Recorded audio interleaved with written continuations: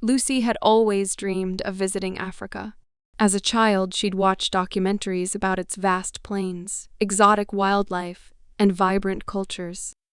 Her family had roots that reached back to the continent, though distant. Her ancestors had once called Africa home, before the migration that led them to distant shores.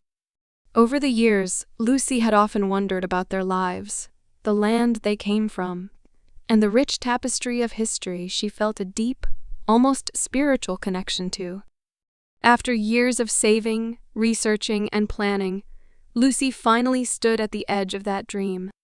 It was the summer of 2024, and she had booked a month-long safari in East Africa, beginning in Tanzania's Serengeti National Park and culminating in the lush hills of Uganda. It was a journey she had envisioned for most of her life, one that she knew would forever change her. Before setting out on this great adventure, Lucy had met with her pastor. She had always been a woman of faith, but in the rush of daily life, she had drifted from the regular practice of prayer. Her pastor had sensed her unease, perhaps even sensing the weight of the journey ahead. "Remember, Lucy," he had said as he placed his hands on her shoulders. "Never skip your prayers, especially when you're far from home. Africa is a land of beauty, but it's also a land of great unpredictability. Trust in the power of prayer, and you'll see how it can protect you." Lucy had smiled politely at her pastor's advice, feeling his words resonate, but not fully understanding their significance at the time. Little did she know that these words would become more meaningful than she could have ever imagined. As her plane soared into the skies over Africa, she felt a mixture of excitement and nervousness, emotions that she had never expected to experience in such a profound way. Her first destination was Tanzania, where the Serengeti sprawled out before her like an endless golden ocean. The sunlit plains seemed to stretch out forever, and the endless horizon filled her with awe. Lucy was amazed by the grandeur of the place, and the wildlife that roamed freely was unlike anything she had ever seen. Lions basked lazily in the sun, elephants trudged in herds across the savanna, and gazelles darted gracefully across the plains. Each day, Lucy joined her tour group on safari, venturing deep into the heart of the Serengeti. She was accompanied by a team of expert guides, all local men who had grown up in the region and had a deep connection to the land. They spoke not only of the wildlife, but of the spirits of the earth, the ancestral gods, and the deep spiritual bond the people had with the land. The Serengeti is a living, breathing entity, one guide named Elias said to Lucy on their first day.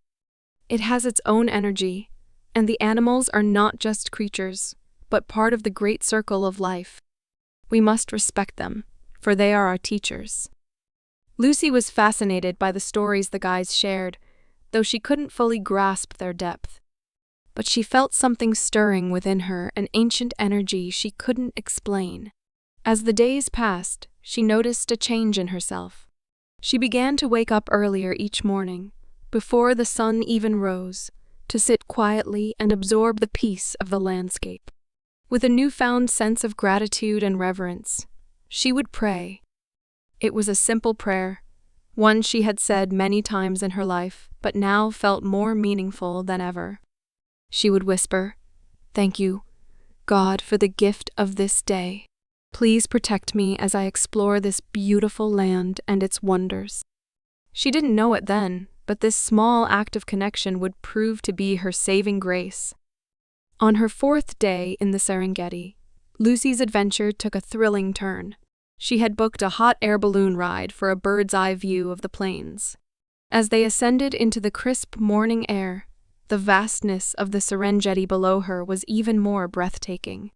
From the balloon's basket, Lucy could see the animals in their natural habitat: giraffes grazing near acacia trees, lions lounging under the shade, and elephants in the distance, their enormous shapes like shadows against the sun.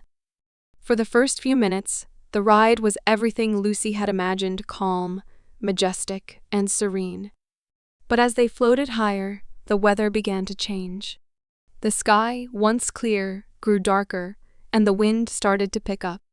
At first, it was a gentle breeze, but soon the gusts began to force the balloon off course.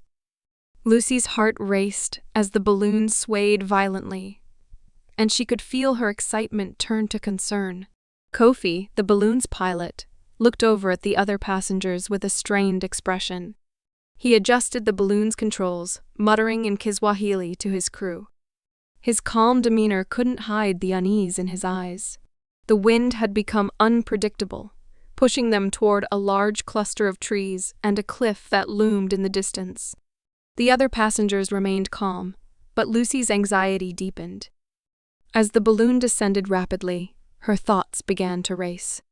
She was in the middle of the Serengeti, a land she had never been to before, and now, with the storm clouds gathering around them, she felt the full force of her vulnerability. The deep sense of fear and helplessness that surged within her was like nothing she had ever known. In that moment, with the ground growing closer and closer, Lucy felt her pulse quicken. And then, without thinking, she whispered a prayer. "God, protect us. Please guide us safely down."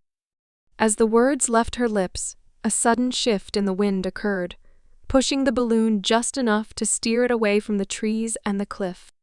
Kofi, with expert precision, adjusted the controls, and within seconds, they found themselves safely floating in a small clearing in the grasslands. The balloon gently touched the earth, and as the passengers disembarked, they were all visibly shaken but unharmed. Lucy's legs felt like jelly, and her breath came in short gasps. She stood there for a moment, unable to speak. The shock of the experience was too much, but as the adrenaline subsided, a sense of profound gratitude washed over her. She looked up at the sky, the clouds now dissipating, and for the first time in her life, she truly understood the power of prayer. It wasn't just words, it was an invocation to something greater, a force that could guide, protect, and change the course of events. Later that evening, after the balloon ride was over, Lucy sat alone on the terrace of her lodge, staring out over the Serengeti. The events of the morning replayed in her mind, and she felt a deep sense of humility. "I was saved," she thought. "That prayer saved my life." It wasn't just luck or coincidence that the winds had shifted at the right moment. There was a greater power at play, and Lucy felt it in her bones. It was the protection of a divine force, something that she had called upon in her time of need.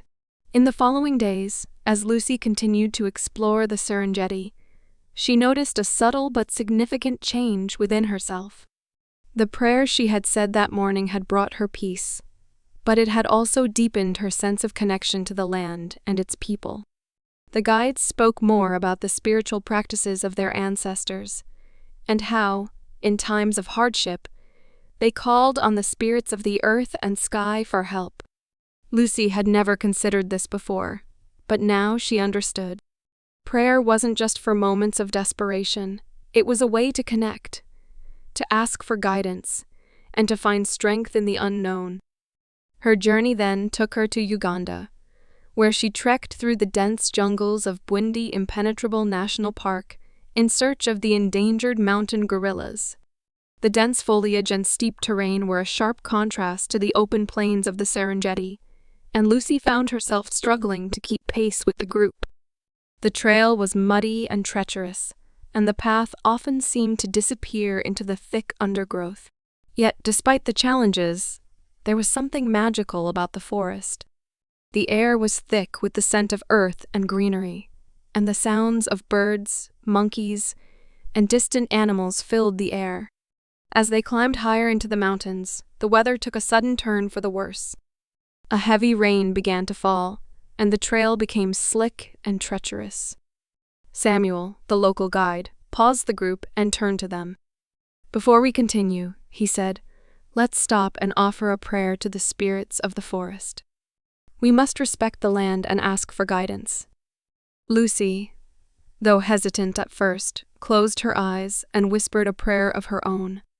"Please guide us safely through this forest." Protect us as we move forward, and help us to reach the gorillas without harm." To her surprise, the rain seemed to ease, and the trail, though still challenging, became more manageable. The group continued forward, and after several hours, they reached a clearing where they encountered a family of mountain gorillas. The sight was breathtaking. The gorillas, unbothered by their presence, went about their daily routines, playing and foraging in the lush vegetation. Lucy felt an overwhelming sense of awe and gratitude. She had made it through the jungle, despite the challenges, and had witnessed one of the most incredible moments of her life.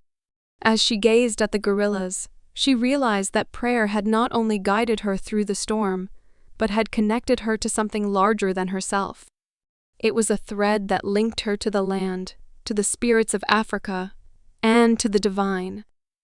Months after her return home, Lucy reflected on her journey and the role that prayer had played in her life. She had always known that faith was important, but she had never truly understood its power until her time in Africa. The simple prayers she had whispered each day had been her lifeline, her shield against fear, her source of strength in moments of uncertainty.